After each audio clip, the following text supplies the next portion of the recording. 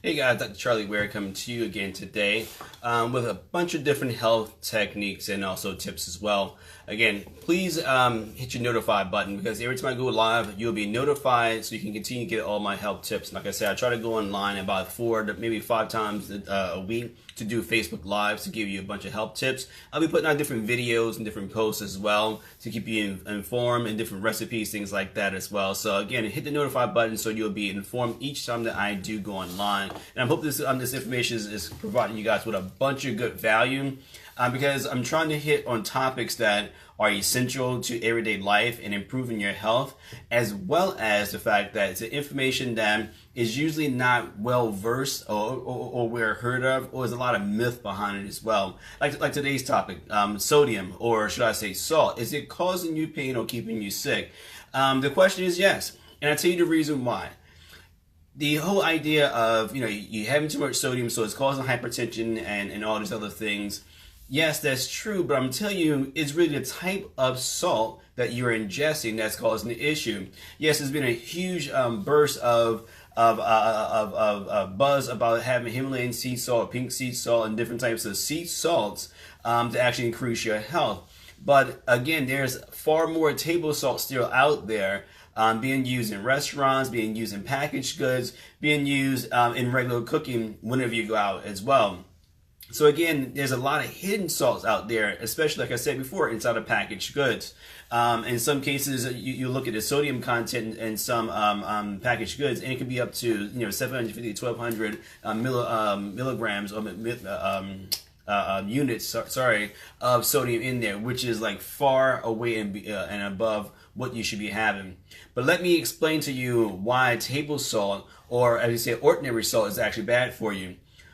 It's really the processing of it.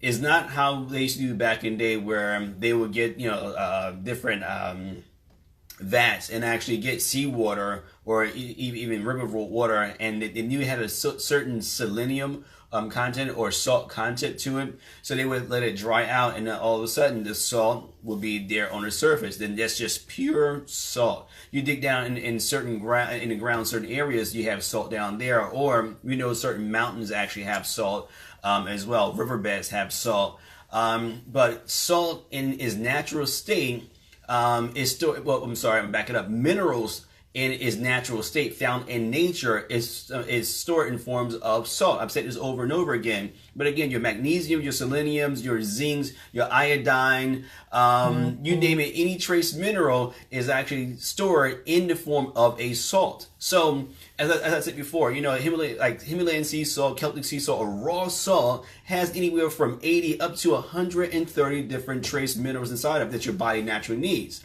Now, with table salt is usually, a byproduct of something. How are we doing, Miss Forrest? How are we doing today? And also Miss Henry as well. I'd like to see you guys are actually online as well. And yes, your body will swell up from eating salty food, because I'll get to that right now. The reason why all of this occurs is because of the fact that the table salt is actually usually a byproduct of something. Now, like I said before, if we dig down inside of the actual ground itself, you get certain salts that actually come about. When you dig through certain rocks again, if hey, all the kids did it. If you ever licked a rock, it tastes salty, correct? That means it has salt inside of it. Remember that it has salt inside of it. So, long story short, when you dig down, and then one process that we get table salt from is from when we dig for crude oil, meaning oil. So as they're bursting through those different bedrocks, all of that waste or whatever, what they do is they take some of that waste, especially the different bedrocks, and then they heat it up to about 1200 degrees Fahrenheit to burn off all of the chemicals, all the poisons, quote unquote. While they're doing that, they also are killing all the trace minerals that's actually naturally inside of there. So you're left with something that's just sodium chlorate, NaCl, which is what we commonly known as table salt. In regular table salt, they actually have different packing agents. They have different binders inside there to make sure that it doesn't stick together. Because if you have salt on a table, salt attracts water. So that's why we'll use it to make jerky. We use it to actually preserve foods as well. So long story short, they put different caking agents inside of it as well. And then later on, they started to put iodine inside of it. But even the iodine was a byproduct of something else. So again, you have more and more processed things. Now, Take that table salt and then you start to use it. And as I said, it only has basically maybe 2 to 3 different molecules inside there, the sodium and the chloride. Sodium and chloride are different. The way we use those in our body is to open and close our different muscles and also veins and all everything of that sort. So it's going to increase your blood pressure because, again, the body excites itself when with chloride and sodium also hits the actual bloodstream. So if you're eating sodium every day with every meal and just a table salt, it can, again, increase your blood pressure because you're now exciting your body and keeping those channels open, so you'll have a higher blood pressure. Now, that same amount of table salt, let's say if you use, have a quarter of a teaspoon in some food, that same amount of table salt, if you use a Himalayan sea salt, it's been shown, and it's research out there that's shown this, that with the Himalayan sea salt, since it has between, like I said, 80 and 130 different trace minerals inside there, it would actually lower your blood pressure and also improve your health. Why is that? Because the selenium, the zinc, the iodine, the iron, all those trace minerals that's naturally inside of the Himalayan sea salt or the Celtic sea salt is designed to be electrolytes to your body. So it's going to improve your cardiac system. It's going to improve your nervous system. It's going to improve even your digestive system. It's been shown that actually with the organic or the natural occurring salts, they're able to help your body make different digestive enzymes inside your gut to actually help break down food. So different things you actually need organically inside there. So you got to understand that by having these processed table salts, you're taking away from your body. Even the regular sea salt ones, they're not packed full of nutrients. They may only have, again, 8 to 9 different trace minerals inside there. You want to stick with a natural and raw sea salt. And again, the reason why these table salts are also bad for you because of the fact that of how they're processed, and because of the fact that it's only sodium chloride and a few other caking agents inside there, is not a natural salt. So I gave you guys a little recipe a couple of days ago where you can actually make your own natural sea salt. Make your own natural Gatorade. You can have some cold water, put a quarter of a teaspoon of Himalayan or Celtic sea salt or raw salt inside there. To maybe 20 ounces of water. Squeeze some lemon inside there, maybe some mint inside there, crush it up. You have your own natural Gatorade, and it's going to give you the same amount of trace minerals or electrolytes that you would normally have if you were to have a Gatorade as well, without all the preservatives. It's really just that simple. And you will see, it's been some research that's shown that most individuals who walk around, completely dehydrated. Even myself, I'll show you, I always drink tea. I'm always drinking tea. I love tea. But I was finding that I was drinking more tea and I was actually dehydrating myself. Why? The caffeine is out there. So if I wasn't drinking anything else besides, tea all day long, and it was green tea that has caffeine inside there, I was just dehydrating myself over and over again. The trick was I had to start drinking more herbal teas to add more different types of micronutrients inside my body. So I started to do that. So now I actually drink less green tea. I actually I still drink the same amounts of tea, but just less green tea, but other things like that has, like the rooibos tea that has a lot of different trace minerals inside of it. Sorry about the noise, there's something going on outside. But also I drink the mint tea, you drink the chamomile tea, you drink the moringa tea. Yes, I said moringa tea. Moringa, I tell everyone, is it all natural, herbal multivitamin? Because if you look at moringa, it has almost all the essential vitamins inside there as well. So you can start doing things like that to keep your body well hydrated, and you're not taking away from, you're not making yourself dehydrated. The reason why I'm saying this whole thing is a report that was saying that most individuals are walking around dehydrated, which is the reason why they actually do have hypertension, the reason why their kidneys are not functioning properly, which leads to diabetes, and also renal failure, and also cardiac arrest, and all these other, even some autoimmune diseases. There's a few scientists out there or cardiologists that will tell their patients get the Celtic sea salt or get the Himalayan sea salt and use, like I said, a quarter teaspoon to a half a teaspoon of that in about 20 ounces of water twice a day. And they were noticing, wait a minute, these individuals are now getting fully hydrated and having all of the electrolytes inside of their system. By doing that, all of their numbers to start to fall back in line, because it wasn't the amount, it wasn't a type of salt, it wasn't the fact they were having salt, sorry, it was a type of salt they were actually having. So table salt, of course, throw all your table salt away. only have the Himalayan or the Celtic sea salt. And like I said before, yes, you can get a box of regular table salt, for like what, 89 cents or whatever. But at the same time, you can go and get a package of the Celtic or the raw sea salt, and it'll cost you maybe $3. So just by adding $2 more to that purchase, you're now actually increasing your health just by doing that one thing. And the reason why I said can it be causing you pain is because of the fact that if you have nothing, if you have no trace minerals inside of your system, you're already eating bad, eating all this packaged food that has all this high sodium content, you're not allowing your body to rest. So when you're cramping, that's because of the fact that you don't have any potassium in your system. It's because of the fact that you don't have the right amount of magnesium in your system, and you have too much sodium and also chloride. And chloride was to cause a lot of inflammation inside of the actual arteries and veins. As a sickle cell patient, you don't need that. As a diabetic patient, you're already swollen up because of the amount of glucose going through your body. So you're trying to reduce that as well. As someone that has high cholesterol, you want to reduce the inflammation inside of your arteries over and over again. That's why it's important for you to have the proper type of salt in your system versus just having a salt as well.